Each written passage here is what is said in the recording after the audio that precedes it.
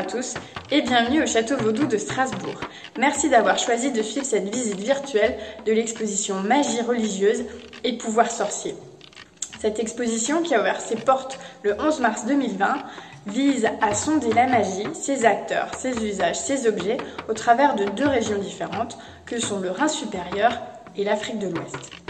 Avant de vous présenter plus en détail cette thématique, je vais vous dire quelques mots sur ce qu'est le vaudou.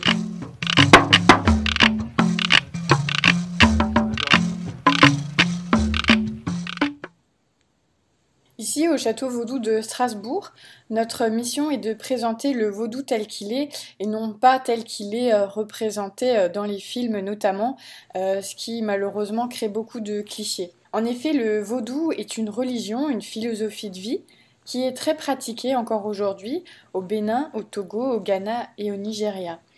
Il est né dans le royaume du Dahomey et a été construit en panthéon autour du XVe siècle. C'est une religion qui vise à encadrer tous les moments de la vie, les traumatismes, les questions intimes. En effet, on va pratiquer le vaudou pour se soigner, pour avoir un enfant et que tout se passe bien, ou bien pour s'unir à quelqu'un.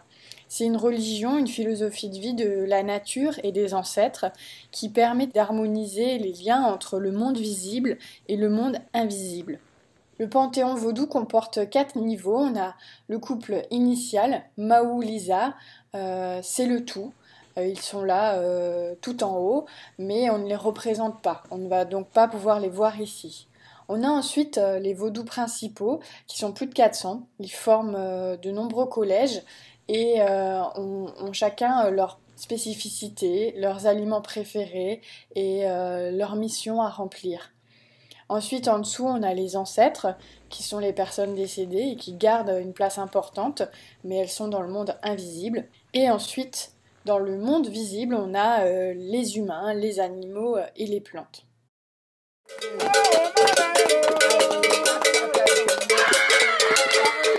Comment on pratique le vaudou ? On va tout simplement voir le bokono, le unon, le prêtre, le devin vaudou, lorsque on veut se marier ou lorsqu'on veut avoir un enfant ou guérir de quelque chose. Le bokono va donc faire une divination et pour cela il va utiliser 2 colliers de 16 noyaux et il va les lancer au sol ou sur un plateau. Suivant comment les noyaux vont tomber au sol, il va pouvoir lire un signe. Le signe qui va sortir, c'est un signe du Fa. Ça va être une phrase métaphorique, très poétique, qui va pouvoir nous aider à avancer dans notre problématique. Ça, c'est dans le cas où on fait une offrande à un vaudou qui existe déjà, un objet qui existe déjà, mais il va falloir parfois aussi créer un nouveau vaudou, un nouveau fétiche qui réponde à notre besoin à nous personnellement. Dans ce cas-là, le féticheur va fabriquer un nouvel objet en choisissant précieusement certains ingrédients, certaines plantes, et en prononçant des paroles magiques, en faisant des gestes magiques. Et ça va permettre ainsi de réaliser l'objet. Avant de poursuivre plus loin dans l'exposition Magie religieuse et pouvoir sorcier, je vous propose de découvrir un vaudou, l'Egba, afin d'expliciter un peu plus mon propos. Donc l'Egba est un vaudou assez important, il est le messager entre les hommes et les dieux. Il est représenté avec une tête de chien ou parfois comme un monticule. Alors pourquoi l'Egba est messager entre les hommes et les dieux ? Un mythe le raconte. On dit qu'à la base, l'Egba n'avait pas de mission spécifique, mais par contre, qu'il causait énormément de soucis. En effet, il crée des accidents au carrefour et faisait beaucoup de bêtises qui le faisaient beaucoup rire. Seulement, un jour, Mahou-Lisa, le couple de dieux suprêmes, en a eu marre de ses bêtises, lui a reproché de ne penser qu'à lui, d'être égocentrique et d'être comme les humains.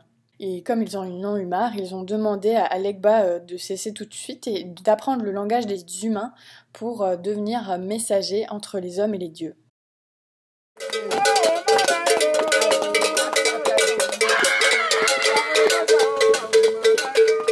Pour Pourquoi l'équipe a-t-elle choisi de développer un parallèle entre la magie dans le Rhin supérieur et en Afrique vaudou?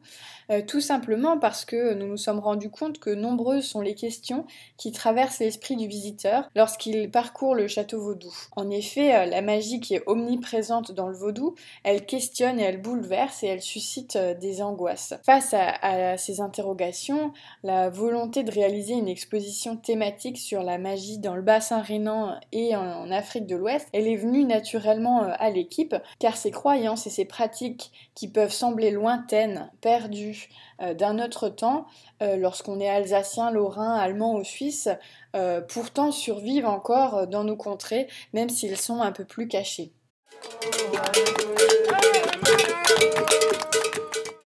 Cette exposition rassemble plus de 100 objets et est le fruit d'un travail de plus de 12 personnes, dont certaines ont travaillé depuis plus d'1 an et demi. Alors les objets proviennent des réserves du musée vaudou, mais également du musée alsacien de Strasbourg, du musée du Pays de Hainaut, de l'écomusée d'Alsace et de plusieurs prêteurs privés. Au départ, lorsque nous avons choisi la thématique avec les 2 autres commissaires, Jean-Yves Anezo et Michael Mailfert, nous étions plus partis pour travailler sur la sorcellerie. Mais cette notion est très connotée en Europe et en Alsace, et elle a été traitée de nombreuses fois au sujet des persécutions qu'il y a eu au XVe siècle à l'encontre des sorcières et des sorciers. En Afrique vaudou, le terme de sorcier n'est pas problématique. Au contraire, le sorcier, le bokono, est au cœur de la société, et c'est un rouage de la cohésion.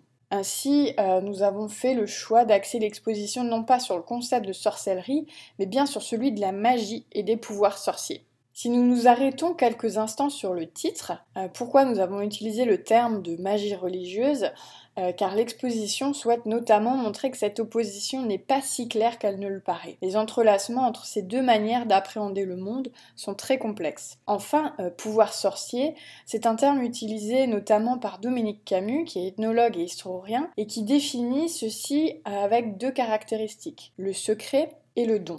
Ces 2 notions, en fait, sont au cœur des objets vaudous et du Rhin supérieur, et donc il nous a semblé intéressant d'en parler. De manière plus générale, nous avons cherché à nous interroger sur les statuts et les rôles des guérisseurs, rebouteuses, devins, désenvoûteuses, exorcistes.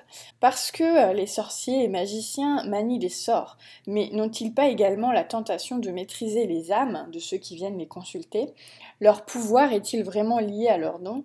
Quels sont leurs outils, leurs apparats, et que permet la création des compositions matérielles qui les entourent? Avant de continuer notre visite de l'exposition, je souhaitais vous présenter Kélési. Kélési est le seul fétiche actif du musée. C'est un vaudou féminin et elle a été installée spécialement pour protéger la collection et les usagers du musée. Composé de bois, de plantes, de tissus noirs, blancs et rouges, de crânes de chevreau, d'huile de palme, ce vaudou est régulièrement l'objet de sacrifices de pulvérisation avec du djinn. Une fois l'an, il est également recommandé de lui offrir d'autres nourritures, par exemple un poulet et de la bouillie de maïs. Les Kénessi, Kélessi ou Minona sont des divinités liées à la brousse profonde et à la connaissance des plantes médicinales et magiques. Cette divinité occupe une place importante dans le panthéon vaudou. Protectrice, elle détient aussi les secrets pour maîtriser les forces les plus maléfiques. Elle aime la justice, l'équilibre et l'harmonie.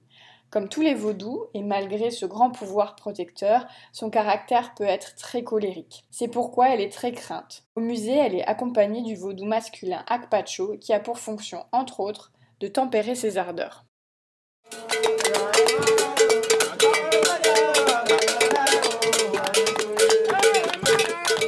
Il nous faut nous interroger sur la notion de magie et ses liens à la religion, ainsi que sur l'identité de ses praticiens et de ses praticiennes.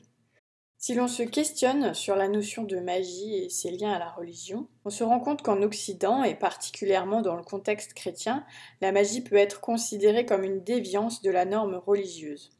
Le magicien, ou souvent dans l'imaginaire collectif la magicienne, est celui ou celle qui, par l'utilisation de moyens illicites, se met en porte-à-faux avec l'institution religieuse dominante, dont l'autorité établit croyances et pratiques licites. Cette séparation entre magie et religion, inopérante dans la pensée vaudou africaine, comme dans de nombreuses autres cultures, n'est pourtant pas si claire. Souvent, magie et religion partagent une même construction de la réalité, et de nombreux objets attestent en effet la perméabilité entre magie et dévotion populaire. Toutes deux participent d'une même représentation du monde, tout en s'exprimant selon des modalités différentes. L'opposition entre magie et religion est déjà présente dans le monde gréco-romain, où la religion civique rejette pratiques annexes et usages dits marginaux. Mais le cas le plus frappant de cet antagonisme reste évidemment celui de la sorcellerie dans l'Europe des XVe et XVIe siècles. Attestées ou non, ces pratiques furent présentées comme un véritable modèle de contre-religion, dédiée tout entière à l'adoration du diable. Dans cette imagerie encore actuelle, l'usage de la magie ne pouvait qu'être synonyme de rejet de la religion chrétienne, et le sorcier ou la sorcière était logiquement un adversaire malfaisant à éliminer. Cette planche de Claude Gillot représente très bien cet imaginaire, où en effet on voit que le sabbat est considéré comme une parodie sacrilège de la messe. On voit sur l'image que les sorciers et les sorcières se réunissent autour du prince des ténèbres pendant la nuit et se rendent au sabbat à l'aide de balais volants et d'animaux fantastiques. La période de la chasse aux sorcières se termine en Europe à la fin du XVIIIe siècle au plus tard, avec quelques procès encore au XIXe siècle. Pourtant, l'image de la sorcière reste curieusement ancrée jusque très tardivement dans l'imaginaire collectif. On trouve toujours à la fin du XIXe siècle des pratiques visant à se protéger de la sorcellerie. C'est le cas de ces petits balais, retournés et croisés, dont une réplique est présentée ici. Ils servaient à protéger la maison ou les étables, notamment lors de la Walpurgisnacht, la nuit des sorcières, entre le 30 avril et le 1er mai. Certaines croyances populaires du pays de Hainaut ou de la vallée de Münster, attestées dans les archives, voulaient aussi qu'un balai retourné, reposant sur le manche, empêche une sorcière de s'introduire ou de sortir de la maisonnée. Toutefois, il est impossible d'appliquer cette polarisation entre religion et magie au cas de l'Afrique vaudou. Dans ce système de croyance, la notion ambivalente d'Azé englobe les deux concepts et désigne la puissance magique du monde. Cette force reste cependant nébuleuse tant qu'elle n'est pas mise en œuvre. La personne qui en fera usage déterminera si elle sert à créer le chaos ou à rétablir l'harmonie. On voit ici une calebasse ou sinouka fabriquée avec le fruit de l'arbre à calebasse. C'est un objet du quotidien, mais il est aussi le symbole du cosmos dans la pensée fond. La partie supérieure représente le ciel, la partie inférieure la terre et le point de jonction en est l'océan. Le lien entre magie et religion dans le vaudou se voit aussi dans les objets du quotidien. En effet, le quotidien est imprégné par l'omniprésence des dieux. Chaque geste de la vie est réglé par la relation intime qui lie les adeptes et leur vaudou. Ainsi, l'acte de se nourrir est codifié et fait l'objet de rituels particuliers. On y trouve notamment des interdits, et il n'est donc pas rare que des ustensiles de cuisine, comme cette cuillère, servent à la fabrication d'objets magiques protecteurs et servent à nourrir humains et vaudous. Pourtant, malgré cela, même en Occident, de nombreuses pratiques et objets à mi-chemin entre dévotion populaire et magie interrogent la séparation admise entre magie et religion. Bien que n'étant pas nécessairement approuvée et validée par l'Église, elle s'appuie sur son système de croyance. En effet, comment croire à l'efficacité d'une vierge à gratter, Shab-Madonna, sans reconnaître un pouvoir supérieur à la Vierge? Ces deux Shab-Madonna sont de petites statuettes représentant la Vierge Marie. En cas de maladie, on râpait une infime partie de l'argile qui constituait la figurine pour la mélanger à une boisson ou à de la nourriture. La puissance salvatrice et sacrée de la Mère de Dieu se retrouvait ainsi contenue symboliquement dans sa représentation miniature. Il en est de même pour ces billets à avaler, ces Schluckbildchen, découpés en infimes fragments. Ils servaient à être mélangés à de l'eau ou à de la nourriture afin de protéger de la maladie. Je n'ai abordé avec vous pour cette partie que des objets du Rhin supérieur. Pourtant, que sont ces croix chrétiennes? Ces croix ont perdu leur sens premier, mais elles n'ont pas perdu leur rôle protecteur. Modifiées, repensées, détournées de leur usage primitif, elles trouvent de nouveaux sens s'accordant à l'esprit vaudou. En y incorporant des ingrédients magiques d'usage, tels des feuilles, des graines ou des os, et en prononçant des incantations appropriées, le bokono, le prêtre devin vaudou, leur a conféré une force magique protectrice sacrée, qui peut être aussi renforcée par le symbole du dieu des Blancs, puisqu'on entend encore parfois, hélas, que la magie des Blancs est plus puissante que celle des Noirs.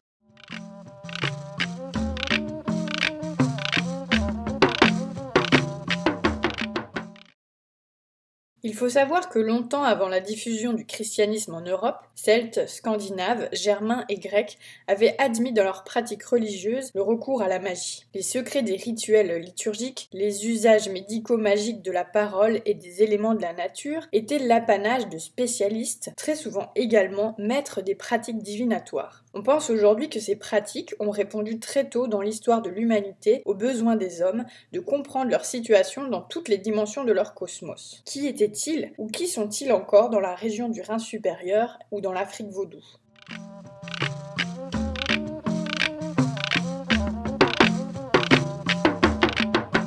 Lorsque nous avons fait les recherches autour de l'exposition, nous nous sommes rendus compte que deux choses définissaient un magicien, la notion de secret et la notion du don. De manière générale, le magicien, le devin ou l'officiant des cultes assume plusieurs rôles, dialoguer avec les dieux, avec Dieu ou avec les anges et détenir les secrets de la magie propres au rituel. Ces secrets s'appliquent aux pratiques magico-religieuses, médico-magiques et enfin à la lutte contre la magie du mal exercée par ceux que l'on déclare ou qui se déclarent eux-mêmes sorciers. Ces secrets sont en général donnés lors d'initiation. Comment par contre les dons et les talents se dévoilent-ils? En Afrique, cela peut être par exemple le cas d'un enfant qui retient facilement les incantations ou qui entre en transe. En Europe, cela se manifeste par la connaissance du maniement de la baguette de coudrier à la recherche de l'eau ou bien la capacité de couper le feu. Dans le Rhin supérieur, on peut par exemple parler du 6e et 7e livre de Moïse, qui est censé compléter, en tant qu'ouvrage secret, accessible aux seuls initiés, les 5 premiers livres du prophète Moïse, c'est-à-dire la Bible hébraïque. On retrouve des traces de ce texte sous forme de livret bon marché en Allemagne dès le XVIIIe siècle. Il contient des formules et recettes à utiliser contre les différents types de maladies et maux de la vie courante, ainsi que des formules de magie noire qui ont pour but de contraindre les démons et diables à apparaître et à servir celui qui les convoque. Un autre ouvrage du Rhin supérieur qui permet la transmission des secrets est l'Albertus Magnus, qui est un célèbre livre de magie populaire que la tradition attribue à tort au théologien et philosophe chrétien Albert le Grand. Comme de nombreux autres récits magiques, l'ouvrage promet à son lecteur la révélation de nombreux secrets. Pourtant, la large diffusion de l'Albertus Magnus en Alsace au XIXe et XXe siècle permet de s'interroger quant au caractère véritablement mystérieux de ces formules.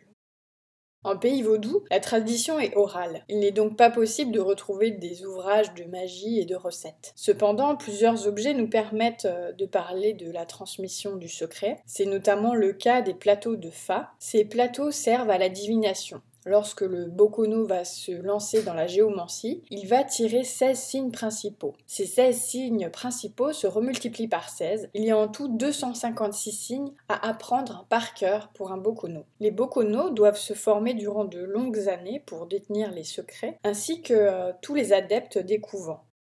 Nous avons ici un plastron d'origine Yoruba qui est dédié à un culte oraux et qui garde de nombreux mystères. Ces plastrons sont très rares et portés lors de cérémonies permettant aux adeptes d'effectuer des sorties nocturnes à l'abri de toutes les forces négatives qui pourraient leur nuire. L'inscription en kori signifie en Yoruba « la vie est un grand marché ». Ces plastrons protègent les initiés des forces négatives en les éloignant grâce à de nombreux artefacts magiques qui les équipent.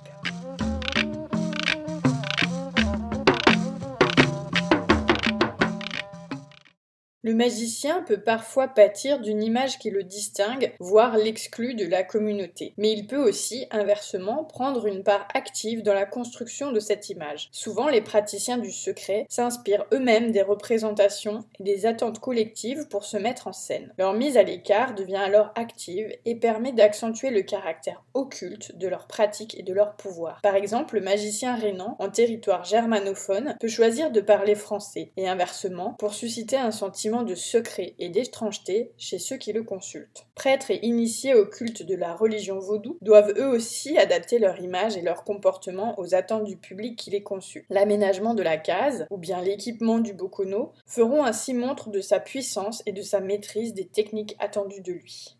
De même, les initiés de certains cultes consacrés à une divinité reproduiront dans les états de transe le comportement dicté par celle-ci. Je vous invite à regarder la vidéo complémentaire sur la transe à ce sujet. Les bokono peuvent être entourés de nombreux objets. Ils peuvent notamment être entourés de bouteilles. Une bouteille va pouvoir contenir des breuvages magico-médicinaux et protecteurs. Elle porte en elle une magie secrète complémentaire, comme l'atteste l'assemblage d'objets liés fermement autour d'elle. En général, le breuvage est composé de nombreux ingrédients, tels que des poudres de plantes calcinées, du sang séché, des feuilles, des graines ou des racines. Certains bokono portent également des brassards de protection. Sur celui-ci, on voit le symbole de la double hache, Sofio, qui marque l'empreinte du vaudou de la foudre et du tonnerre, et de nombreux koris, symboles de la féminité. Il protège le bokono contre toute intrusion de métal dans son corps, tels que des couteaux ou même une balle de fusil. Sur la photo, on découvre Fifine, qui était sûrement la dernière sorcière bienveillante des Vosges. Elle est devant sa fontaine, située dans la rue du Diable, dans un village au fond de la vallée. Elle soignait les animaux avec des herbes, des limailles de météorites, des extraits hydroalcooliques, des liqueurs de jouvence, ainsi que la liqueur du suédois. Elle soignait aussi les hommes si on le lui demandait. Crainte mais respectée, elle n'a malheureusement pas transmis son savoir. Elle n'avait jamais vu de médecin, mais s'est éteinte à l'âge de 84 ans, quelques heures après en avoir vu un. Elle se promenait avec une canne très spécifique et a fasciné M. Arbogast durant son adolescence.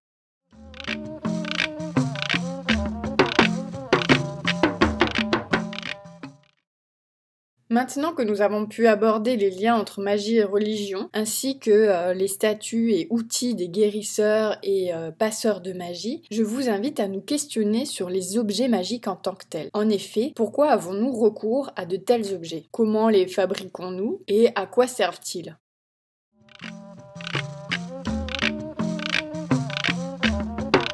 À ce stade, il est nécessaire de dire qu'il existe des forces préexistantes, détentrices d'un pouvoir magique.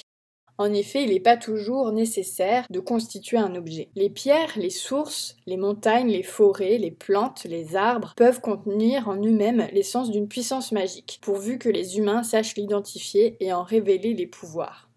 Dans le massif forestier des Vosges, certains lieux où l'on trouve des pierres mystérieuses, comme les roches à cupules ou le Donon, sont censés détenir des facultés magiques.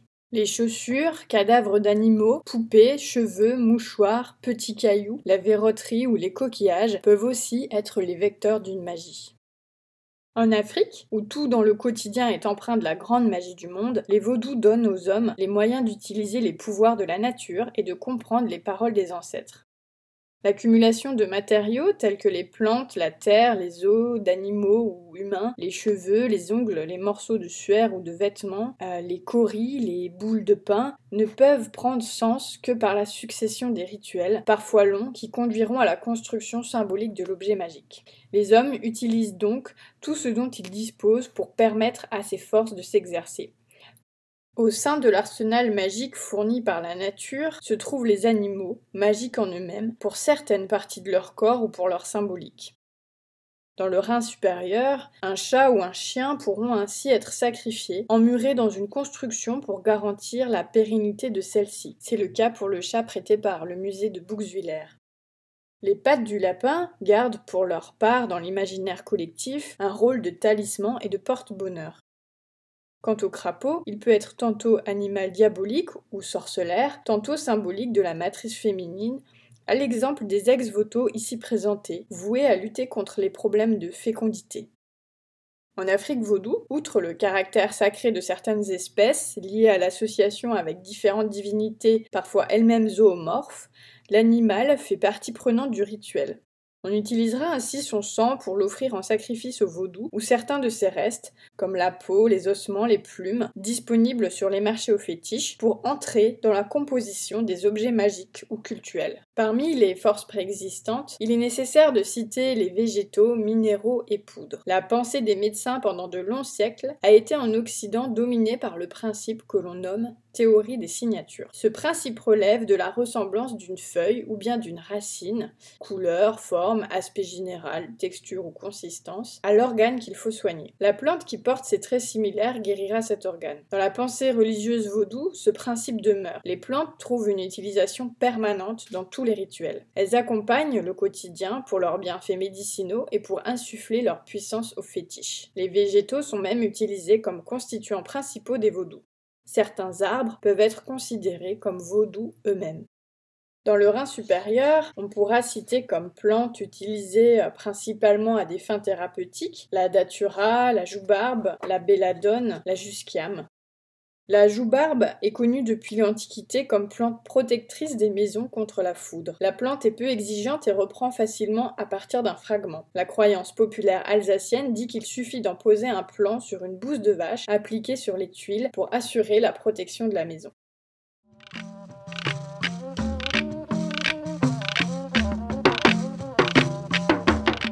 Parfois, des rituels s'imposent pour révéler et mettre en œuvre la puissance magique que l'on attend de l'objet. L'assemblage savant est raisonné d'éléments choisis, les incantations et les prières, la théâtralisation du rituel, les danses et la musique conféreront aux objets magiques la puissance qu'on en attend et leur signification. Les gestes, paroles, chants, actions qui le théâtralisent lors de son utilisation perdent eux aussi tout sens magique s'ils sont déliés les uns des autres, isolés comme les partitions séparées des instruments d'un orchestre. Lorsqu'il n'y a plus de rituel, l'objet perd son sens. Il sort alors de son contexte magique. En effet, qu'il soit attaché ou non à l'acte religieux, si les conditions de son utilisation magique ne sont plus opérantes, alors l'objet devient profane. Ici, voici ce qu'on appelle un bake-pot, un sac, qui est remis aux enfants, garni peu à peu par des objets protecteurs, des herbes et tout autre matériau chargé par les bokono de garantir le bon développement de l'enfant vers l'âge adulte. Ce sac laisse apparaître, après radiographie dans un laboratoire vétérinaire, une mâchoire, un chien de fusil ainsi que des ossements de batracien. On voit ici l'importance de chaque ingrédient.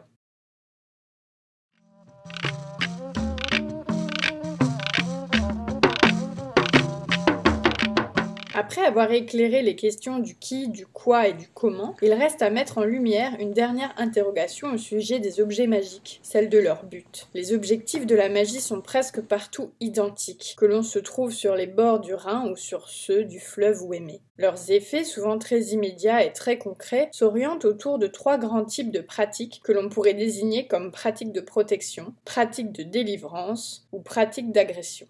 Quel que soit leur dessein, ces pratiques concernent aussi bien l'individu que la collectivité, au sens plus ou moins large. Objets et rites peuvent donc prendre des formes très personnelles et discrètes. Une amulette contenant des versets du Coran que l'on glissera dans ses vêtements, un chapelet que l'on gardera sur soi, une figurine d'envoûtement qu'on gardera cachée. Mais d'autres formes et usages plus visibles sont également possibles, comme des objets protégeant la maisonnée et ses dépendances. D'autres objets encore, à l'usage collectif mais au rituel caché, nous rappellent une fois de plus l'importance du secret.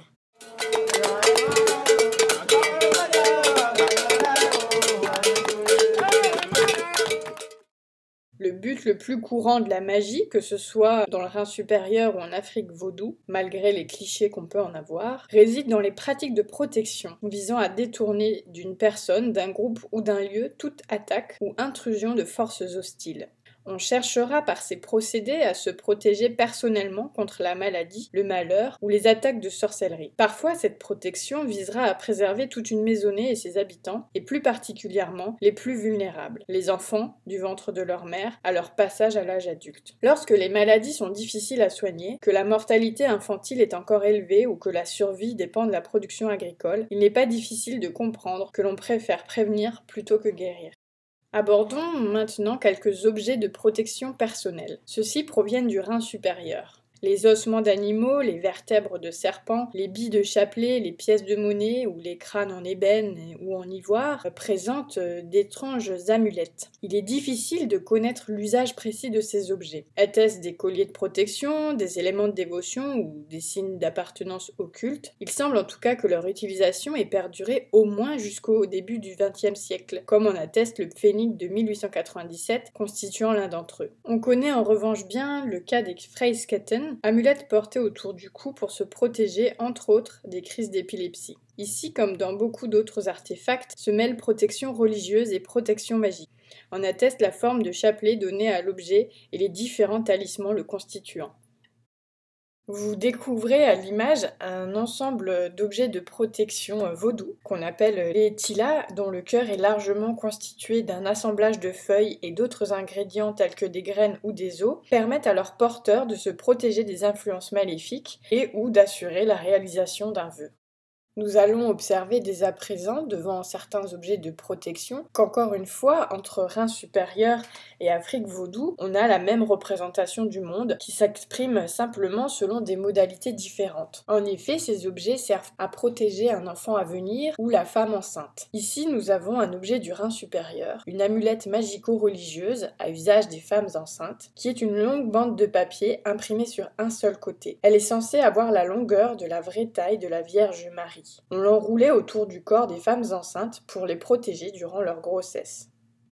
Les deux figurines ici sont des figurines vaudou qu'on appelle Vutuji Bocho et elles représentent une femme enceinte dont le charme aura la mission, par substitution, de protéger la personne à qui elle est rattachée. Ces statuettes composées de bois, de cordes, de kaolin, d'herbes et de ficelles ont toutes les deux un ventre proéminent pour bien montrer l'utilité de l'objet. Un autre objet que nous pouvons citer dans cette catégorie est cette maternité avec des jumeaux. Les objets protecteurs de la mère ou des enfants en pays vaudou présentent un caractère plus sacré encore lorsqu'il s'agit de jumeaux. Les jumeaux sont vaudous et ont par conséquent la capacité de ne pas subir les affres de la sorcellerie.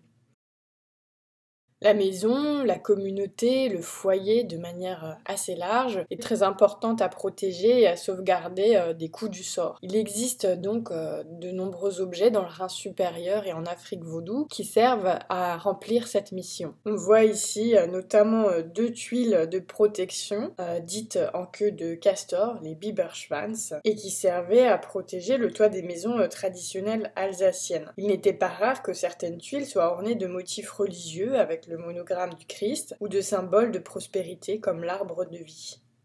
Toujours dans le Rhin supérieur, nous l'avons abordé rapidement tout à l'heure, le chat sacrifié retrouvé dans une niche murale lors de travaux de réaménagement de l'ancienne chancellerie de Bouxwiller. Ce chat momifié rappelle une tradition jadis répandue, celle de l'emmurement d'animaux comme rite de protection. Cette pratique consistait à enfermer au moment de la construction d'un édifice un animal, souvent un chat ou un coq, dans la maçonnerie, le plafond ou le plancher, afin de le sacrifier au malin pour conjurer le mauvais sort, éloigner les mauvais esprits et protéger le bâtiment contre la foudre ou les incendies. Les sacrifices de construction ne se limitent pas aux seuls animaux. On a pu recenser en Europe de nombreux cas de chaussures emmurées près de cheminées ou de linteaux de porte, parfois seuls ou par groupe, mais jamais en nombre pair. Il s'agit là, à l'instar des animaux momifiés, d'un rite visant à protéger la maison et ses habitants des mauvais esprits, et plus particulièrement du diable.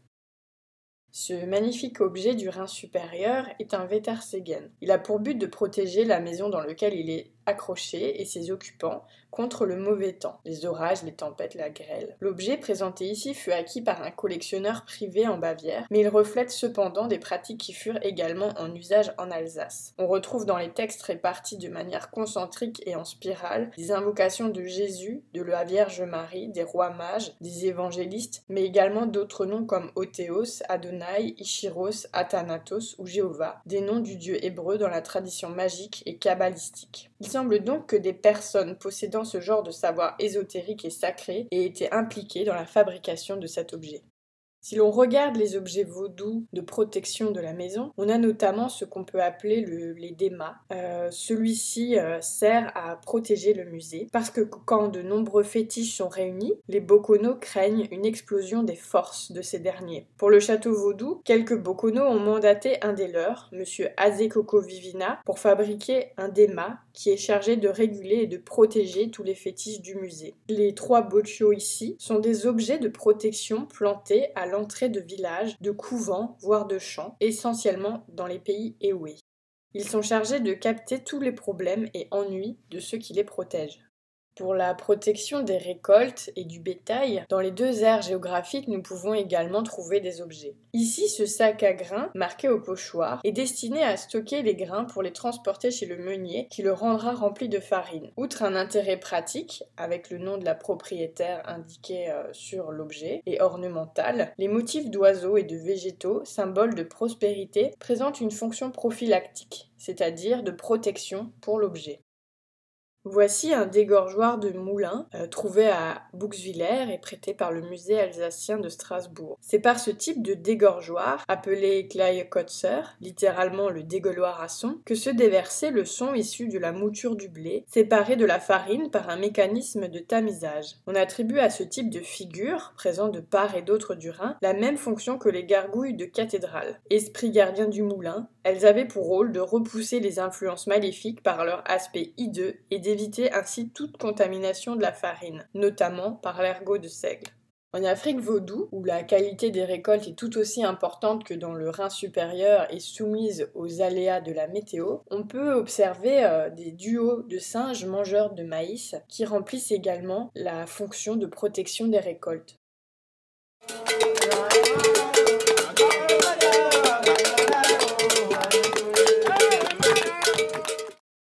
Lorsque les pratiques de protection se sont avérées insuffisantes ou qu'elles n'ont tout simplement pas été mises en place, il est nécessaire de passer à la vitesse supérieure pour endiguer le mal déjà présent. Ces pratiques que l'on pourrait qualifier de délivrance présupposent une possession ou une entrave par une force invisible, telle une idée fixe, une angoisse, la maladie, le malheur ou la mort, qui est causée par un sort jeté, un envoûtement ou la culpabilité d'une faute commise. Il devient alors nécessaire de faire appel à des rites de purification, de conjuration, voire d'exorcisme pour s'en libérer. Parmi ces pratiques se trouvent couramment les actes visant à lutter contre l'infertilité ou contre les maladies. Il est intéressant de noter que dans le contexte de la dévotion populaire du Rhin supérieur, les pratiques de guérison sont presque systématiquement liées à des saints et à leurs attributions traditionnelles.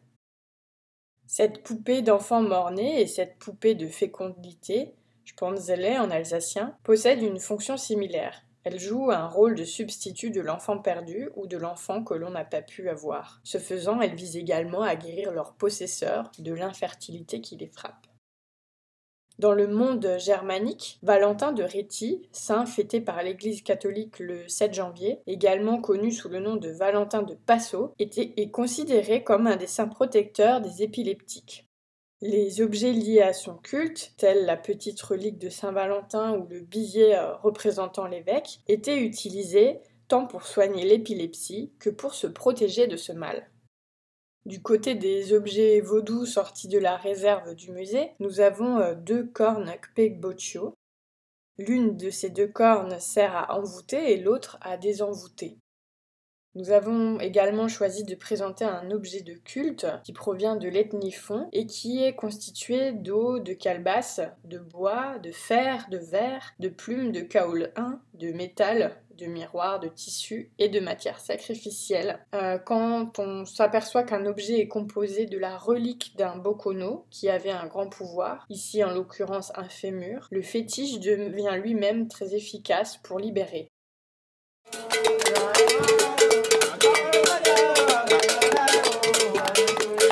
La troisième fonction que peuvent remplir les objets magiques est l'agression ou l'attaque. Les pratiques dites d'agression ne sont pas nécessairement le fait de sorcières et de sorciers, puisqu'elles possèdent un caractère extrêmement ambivalent. Il est en effet légitime de recourir à l'envoûtement rituel contre des ennemis extérieurs, un sorcier malveillant par exemple, alors qu'il n'est pas acceptable au sein d'un même groupe social qu'un individu nuise à un autre par des moyens magiques. La distinction entre pratiques magiques d'agression et sorcellerie ou magie noire dépend donc de leur finalité et des individus visés. Ces actes de magie consistent le plus souvent à lier ou entraver une victime pour lui enlever toute capacité de résistance par l'intermédiaire d'envoûtement, d'enchantement ou de sorts. Au-delà des buts courants visant à obtenir un succès ou à neutraliser un concurrent, se cache également une idée bien plus pragmatique: mettre hors d'état de nuire un ennemi avant qu'il ne soit le premier à dégainer. Contrairement à ce que l'on pourrait croire, nous n'avons trouvé que très peu d'objets à exposer dans cette partie. Cela prouve bien notamment que les clichés qu'on a sur la magie, la sorcellerie et le vaudou sont totalement faux. En effet, la plupart des objets servent avant tout à protéger. Mais puisque nous y sommes, observons ces objets d'attaque. Nous avons notamment deux poupées en papier mâché, ce sont des répliques, qui ne proviennent pas d'Afrique, mais bien d'Alsace. Contrairement aux idées reçues, les poupées vaudou ne sont pas, en tant que telles, des éléments de la culture vaudou des Amériques, et encore moins de la religion vaudou africaine. A l'inverse, l'usage magique de poupées entravées ou piquées de clous ou d'épingles est une pratique courante en Europe, attestée dès l'Antiquité gréco-romaine. Du côté vaudou, nous avons plusieurs objets nommés kakatous. Ce sont des objets qui sont faits pour nuire à un ennemi ou à une personne susceptible d'être responsable des difficultés de son possesseur. Le kakatou porte en lui une charge magique puissante. Son aspect ne fait généralement aucun doute sur ses intentions. Une lance en bois peut être introduite dans un fétiche pour insuffler une demande. Elle sera enlevée lorsque le souhait est réalisé. Lorsqu'il s'agit, comme ici, de flèches, le but est de nuire à une personne spécifiquement désignée. Sur celui-ci, on observe une mandibule humaine inférieure fixée à un bâton dont le bout se termine par une grappe de cauris. Les kakatous, généralement traduits dans le milieu urbain par missiles, sont des objets agressifs extrêmement dangereux, dont la visée est l'extermination de l'ennemi à qui l'on envoie l'objet. Pour l'utiliser, le bokono mettra la mâchoire contre la sienne, et ses paroles auront toute la force du devin à qui appartenait cette mandibule. Enfin, nous terminons cette présentation avec un biblabo, qu'on appelle aussi parfois ferme ta gueule, qui est un crâne de canard fermé par un cadenas. Ce fétiche est destiné à couper la parole à toute personne qui voudrait calomnier ou se plaindre de quelqu'un devant un conseil de sages ou au tribunal.